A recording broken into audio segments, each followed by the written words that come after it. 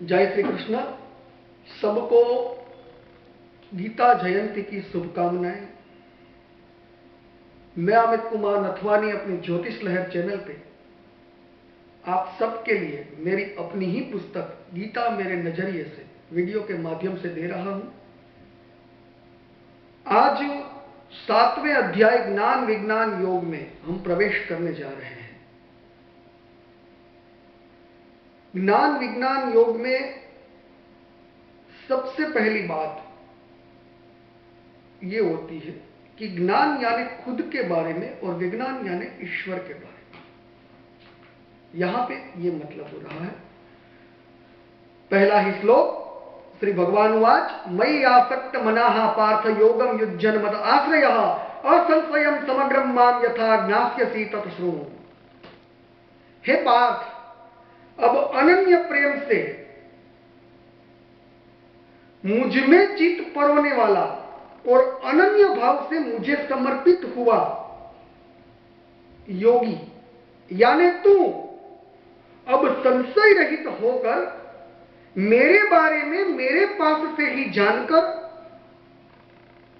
मुझे पाने की कोशिश कर, मुझे जानने की कोशिश कर। पहला ही श्लोक।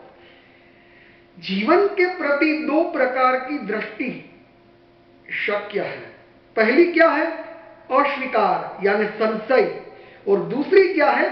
स्वीकार यानी संशय रहितता यानी श्रद्धा। धर्म क्या है? मौलिक रूप से जीवन का स्वीकार, इसी को धर्म कहते हैं। धर्म क्या है?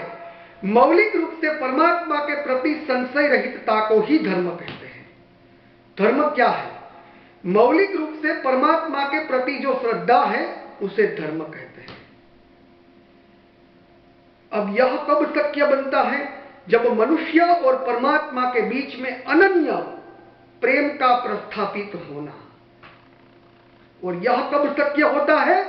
जब मनुष्य परमात्मा को स्वयं में स्वयं के स्वरूप से देखने लगे।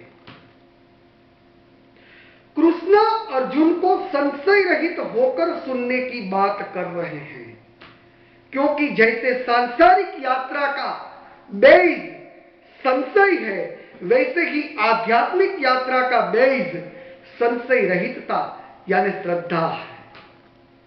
अब एक प्रश्न भी खड़ा हो सकता है कि जब कृष्ण अर्जुन को संशय रहित होकर सुनने की बात कर रहे हैं, तब अर्जुन कृष्ण को ऐसा क्यों नहीं पूछता कि आप संशय उठाने का जो मना कर रहे हो वह बात योग्य नहीं है। एक दूसरी शक्यता भी है। मान लो कि यह पल अगर अर्जुन संशय रहित हो जाए तो क्या कृष्ण दगा नहीं कर पाएंगे? मगर ना, कृष्ण दगा नहीं करेंगे। क्यों नहीं करेंगे? हम पहले देख चुके हैं कि अर्जुन ने स्वयं कृष्ण और कृष्ण की अति विशाल सेना के बीच में से कृष्ण की चॉइस स्वयं की थी। अर्जुन ने कृष्ण में अपार श्रद्धा रखी है।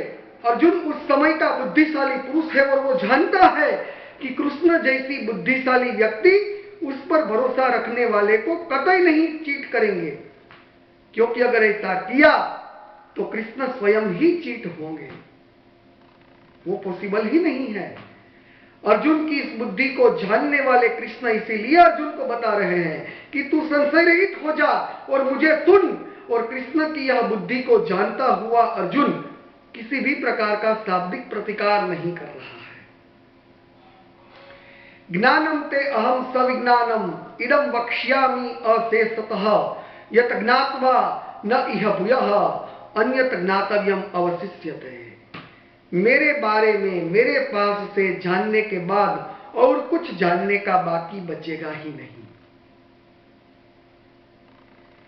कृष्ण कह रहे हैं मेरे बारे में जानना है और मुझसे ही जानना है, बाद में बचेगा क्या? तू परमात्मा के बारे में मुझसे जान, यानी आत्मा के बारे में मुझसे जान। और आत्मा कहां है? तेरे अंदर, यानी तेरे बारे में मुझसे जान। मनुष्याणाम सहस्रेषु कश्चित् तति सिद्धये यततामपि सिद्धानाम कश्चिन् मां वेत्ति तत्वतः। हजारों में से एक ऐसा, हजारों समुदाय में से एक एक मनुष्य मुझे जानने का प्रयत्न कर रहे हैं, और वो प्रयत्न करने वाले हजारों के समुदाय में से कोई एक ही मुझे जान सकता है। परमात्मा को पाना सरल भी है, कठिन भी है। परमात्मा को पाना सरल है, क्यों? क्योंकि जिसे पाना है वो पाया हुआ है, जिसे ढूंढना है उसको हमने कभी खोया ही नहीं है। परमात्मा को पाना सरल है क्योंकि परमात्मा की ओर से परमात्मा को पाने में कोई बाधा नहीं है। परमात्मा को पाना कठिन है क्योंकि परमात्मा को पाने के रास्ते में जो बाधाएं हैं वो हमने ही पैदा की हुई है।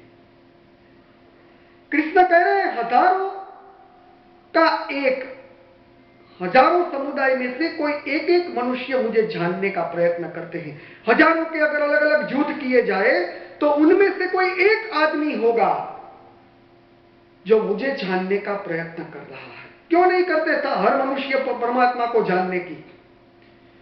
मनुष्य स्वाभाविक रूप से वही जानने का प्रयत्न कर रहा है जो उसके पास नहीं है, और इसीलिए वो परमात्मा को जानने का प्रयत्न नहीं करता है क्योंकि वो तो उसके पास है। हमारा दांत भी हमें तब याद आता है जब वो टूटता है। अगर परमात्मा को जानने का प्रयत्न करना हो तो अपने आप पर ध्यान देने की शुरुआत करनी पड़ेगी।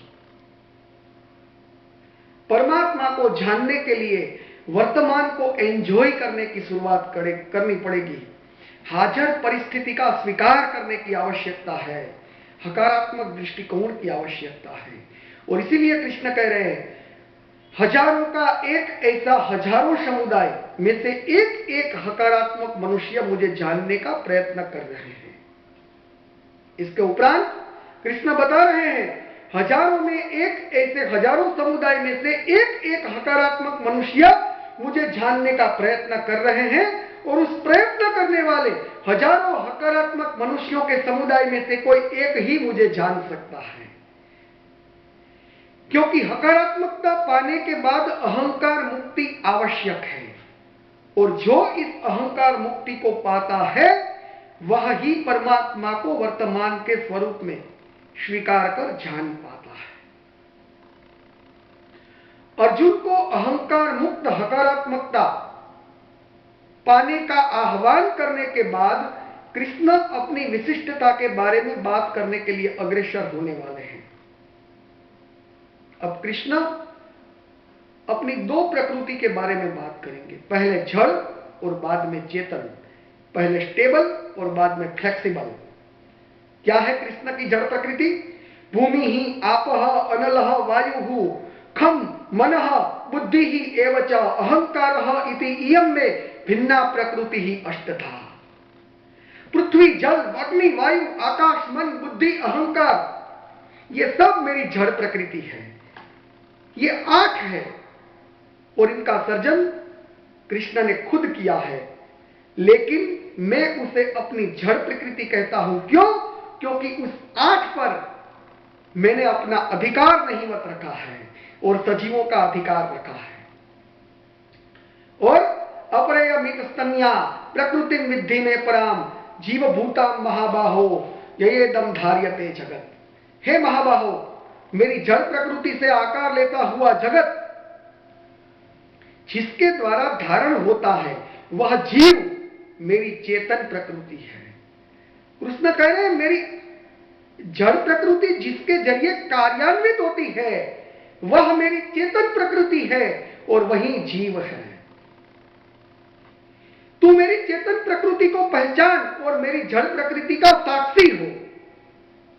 और कृष्ण ऐसे बताते हैं कि हजारों में से एक ऐसे, हजारों समुदाय में से कोई एक सकारात्मक मनुष्य उस चेतन प्रकृति को पहचान कर मुझे जानने का प्रयत्न करता है, और मेरी चेतन प्रकृति को पहचानने का प्रयत्न करने वाले हजारों सकारात्मक मनुष्यों के समुदाय में से कोई एक ही अहंकार मुक्ति को पाता है, और वही मेरी जड़ प्रकृति का साक्षी बनकर मुझे जानता है।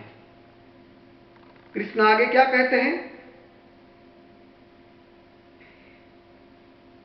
एतद्योनिनी भूतानि सर्वाणि त्युपधारय अहम कृष्णस्य जगतः प्रभवः प्रलयस्तथा मतः परतरं न अन्यत किंचित अस्ति धनंजय मयि सर्वमिदं प्रोतम सूत्रे मणि गणा इव।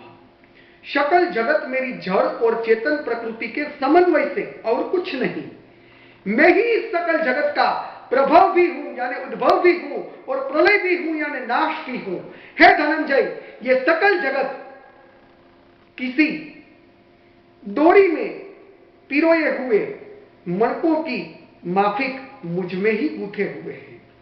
सकल जगत प्रकट है जैसे माला में पिरोए हुए मणके, और परमात्मा अप्रगट है जैसे माला में पिरोए हुए मणकों को परस्पर के साथ रखने वाली डोरी। कृष्ण कह रहे हैं मैं अप्रगट हूं, सजीवों की इंद्रियों की क्षमताओं के उस पार हूं। मुझे जानने के लिए इंद्रियों को अनजान बनाना पड़ेगा, और वो तभी शक्य होगा जब मनुष्य वर्तमान को ईश्वर की ख्वाहिश समझकर स्वीकार करे।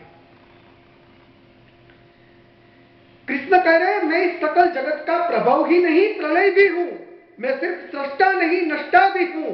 मैं हूं। तू मृत्यु को भी मेरी ही इच्छा जान। अगर तूने मृत्यु को मेरी इच्छा जानकर स्वीकार किया तो तेरा मृत्यु भी एक महोत्सव बन जाएगा, और ये तभी शक्य होगा जब तू जीवन की हर पल को मन भर के जिएगा। अगर तुझे फूल की सुगंध को लेना है तो कांटा की पीड़ा को भी परमात्मा की इच्छा ही मानना पड़ेगा। जिस पल तू ये सकारात्मक दृष्टि को स्वीकार कर पाएगा, उस दिन तुझे तेरे स्वयं में फूल की सुगंध और कांटा की पीड़ा दोनों का अनुभव होगा। तेरी उस अवस्था में तू अपने आप में शांति पाएगा, और वह शांति जो है वह मैं हूं। अब क्या होगा? कृष्ण हर एक जड़ प्रकृति की ओर इशारा करेंगे और चेतन प्रकृति की पहचान देंगे। 8वां श्लोक की बात हम कल करेंगे। जय श्री कृष्ण।